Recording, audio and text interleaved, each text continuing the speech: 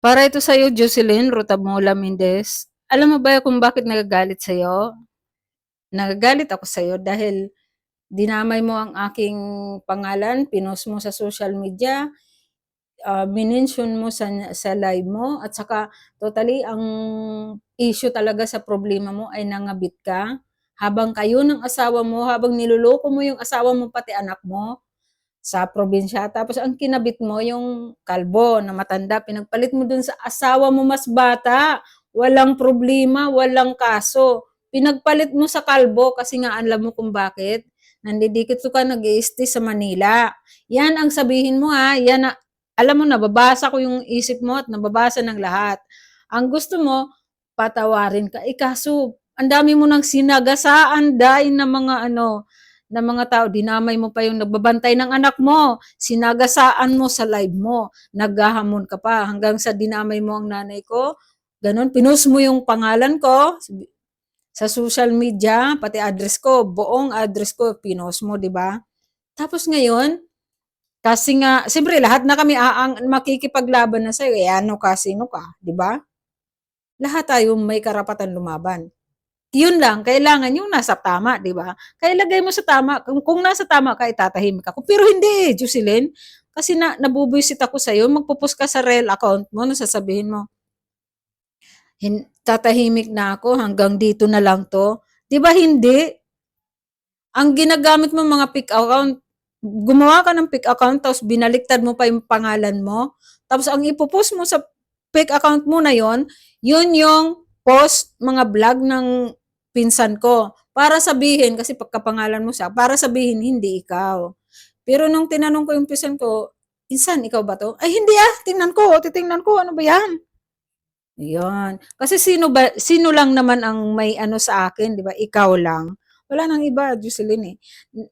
Nagbablog lang ako ng ganito dahil nga nagre-reply ako sa mga kasinungalingan mo.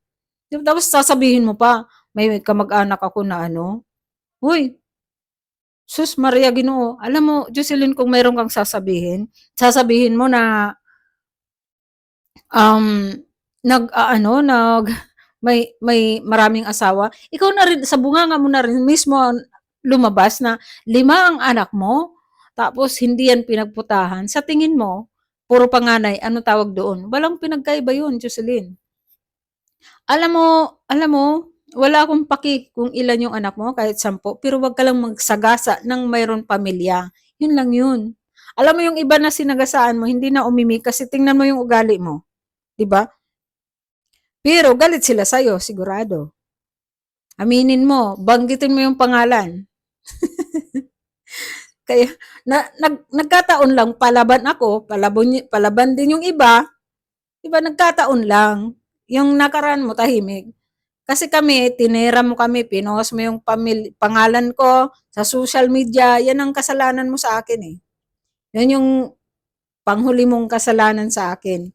Pero dinagdagan mo ngayon, dadagdagan mo pa, binabaliktad mo na, ako ang higad, di ba?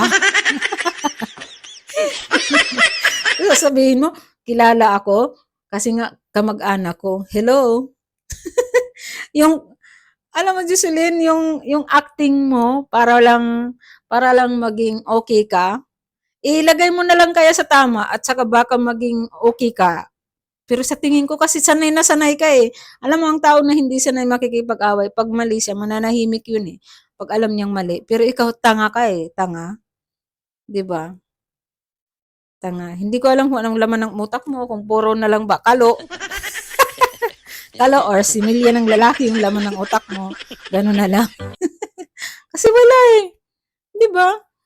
Isipin mo kung bakit galit. Magtatanong ka pa kung bakit galit. 'Di ba? Kung noong nagpunta ka ng Boracay, tinuloy-tuloy mo na lang yan na hindi ka na di mo na gagamitin yung fake account mo. Mas okay sana. Pero nung Diyos ko, isi-share mo pa sa akin. Di ba, si Umag? Isi-share mo pa kasi humahanap ka ng simpatiya sa iba. Di ba? Para pero hindi eh. Babuti na lang may rin sa akin si Umag. Di ba? Pero mag-uusap kami ni Umag sa personal. Mag-uusap kami noon. Harapan. Ayaw ko kasi ng mga tao na ganyan, eh, gusto ko harapan. Ikaw kung gusto mo sumali ka, gusto ko talaga kitang makausap, gusto ko makita yung reaksyon ng mukha mo, 'di ba? Dahil maraming nagsasabi sa akin yung mukha mo daw, eh, kuba-kuba, parang dinaanan ng paa ng kalabaw. Alam mo maganda diyan, pumunta ka sa kalsada, ipalagyan mo yan ng ano, ng simento, yung black, para hindi agad-agad masisira. Yun lang, Jocelyn. Umayos ka dahil siyempre hindi ako titigil. Hindi ako titigil, Jocelyn. Sino ka para katakutan ko? 'Di ba? Kahit ipon-ipunin mo pa yung mga Mendez, apelyido mo. Oh, sino 'yan? 'Di ba? Duh. Tatawa nga ako sa iyo, pinagmamalaki mo pa yung apelyido mo, eh. At saka isa pa pala, pahahabol lang ako. Gusto kita pa-blatter sa bulaw, magsaysay. Gano'n ang kahit na marami nang nakakaalam sa pag-uugali mo, pero gusto ko pa rin ipa-blatter kita. Kasi gusto ko talaga ano, gano'n talagang gagawin ko.